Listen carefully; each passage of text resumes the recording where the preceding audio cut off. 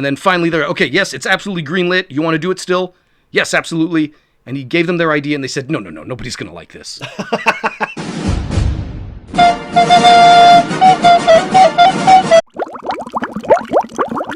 American Airlines flight interrupted by strange moaning sounds from the PA system.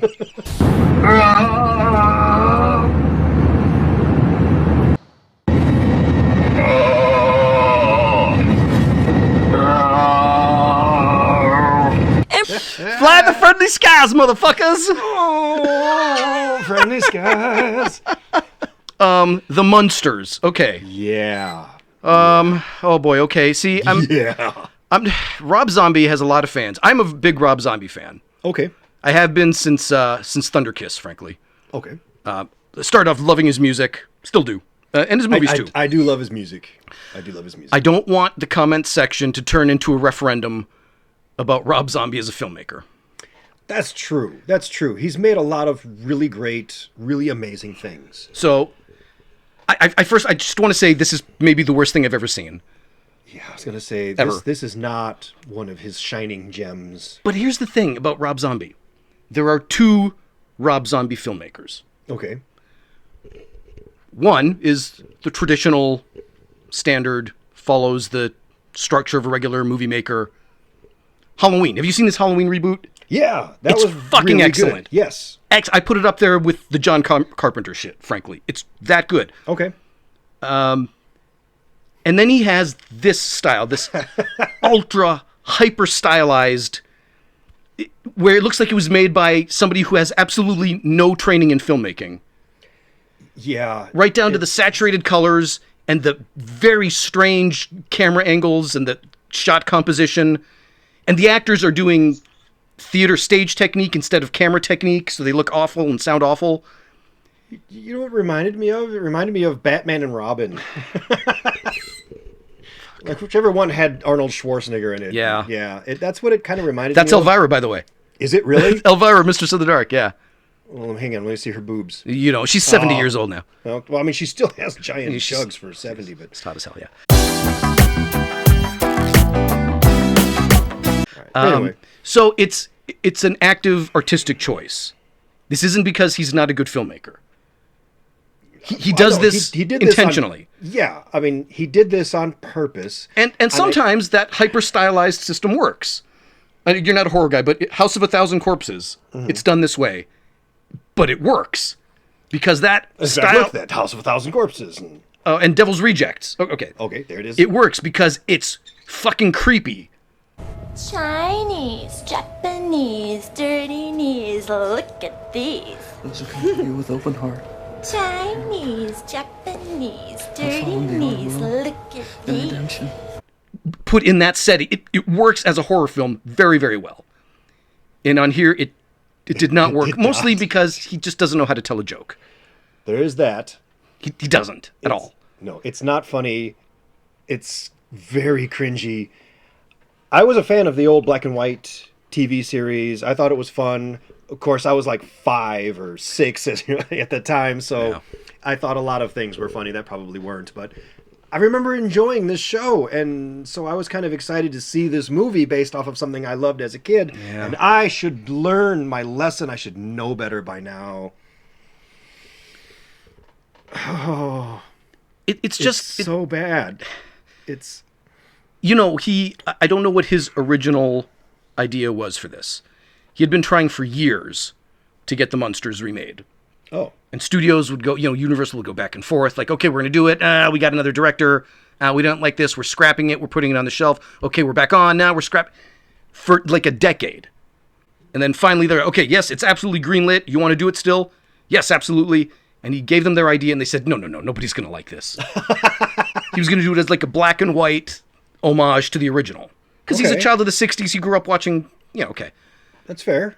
And they said, absolutely not. You can't. Nobody's going to watch a black and white remake of an old 60s show. And he said, okay, what is the exact opposite of that?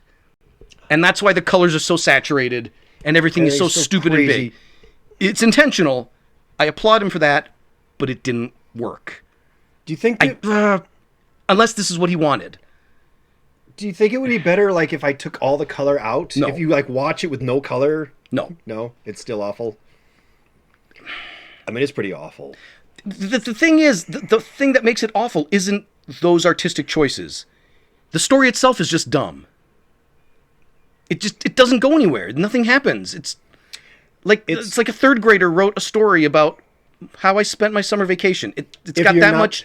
If you don't know, by the way, the Munsters movie is a prequel to the TV series. This is like how they met and fell in love and how they moved and became a family. So this was their life in Transylvania. And it's really bad. It's really bad. All the insanely over the top acting, the goofy effects, I hated it. I'm sorry. It's really bad. I don't think I can finish it. I didn't even finish it, by the way. I got like a third of the way through and I said, I'm done. I had to watch it. I'm done. I had to watch it in pieces. It's just weak subject material. He didn't have a lot to work with, I think, is the biggest reason. Because it was a very thin sitcom. Yes. It was a generic fish out of water. Well, it was like, the Addams Family's popular. Quick, we should make something too. But the fish out of water is a classic sitcom trope. Yes. Balky from Mypos comes to Chicago. Oh, fish out of water. Yep. Alf, the space alien from Melmac, lands in Los Angeles. Fish out of water. These crazy Transylvania monsters are in downtown Los Angeles. Fish out of... This is how much you can do with it. Yeah. So it's thin to begin with, which for a goofy 60s sitcom is fine because audiences were thin. But you're not going to fill 90 minutes with that. No, and you're not really going to be able to get away with that kind of filmmaking today. No one's going to watch it. Case in point, no one saw this. Do you know who Herman Munster is now? Do you recognize him at all? I don't. He is, gospel truth, the Geico caveman. What? He's the Geico caveman. That's your top billed actor? No, Elvira is your top billed actor. Oh, okay. And then Sherry Moon, who's Rob Zombie's wife. Oh. The only thing she's ever cast in is his movies. Because, you know. Okay. Yeah. Elvira, show me them titties! I got nothing after this, but I would like to know what you guys think. So, you know what to do. Drop a comment down below. Did you see this movie? Did you even know this movie existed?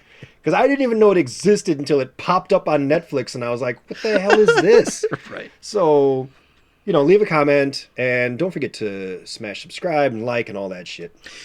You know what I would have liked? What? There's no way Universal would have gone for this. Did you see that there's a new Winnie the Pooh movie? The murdering But it's one? a horror murdering Yes. Winnie. I would have loved to see him take this. Take the Munsters and turn them into fucking... Go that direction with it. Horrible slatter, splasher, visceral, deep, like NC-17 rated. Do that. Like you take the Munsters... And put them in Devil's and then- Rejects. and then Devil's Rejects, and you throw that in, and then you grab a little like Deadpool humor, and you throw that in so you can just rip people in half. And Yeah. That I would have liked to see. That would have worked better than this shit. Awesome. That would have worked better than trying to recreate 60s nostalgia. You imagine if they had done that? Yeah, I can. That would would have been fucking great. so great. Because then all the monsters that you meet in the beginning of the movie would have had like... Yeah. Yeah, because they would have actually been the murdering monsters that they're supposed to be. And... So there you have it. All right. I don't even know what else to say other than we'll see you in another episode. Thin review. Yeah, that's what you get. I got nothing to say because this sucked. I've had the hots for Christina Ricci for 20 fucking years, man. When is she ever going to respond to your emails? God damn it. Her and her fucking lawyers and security detail.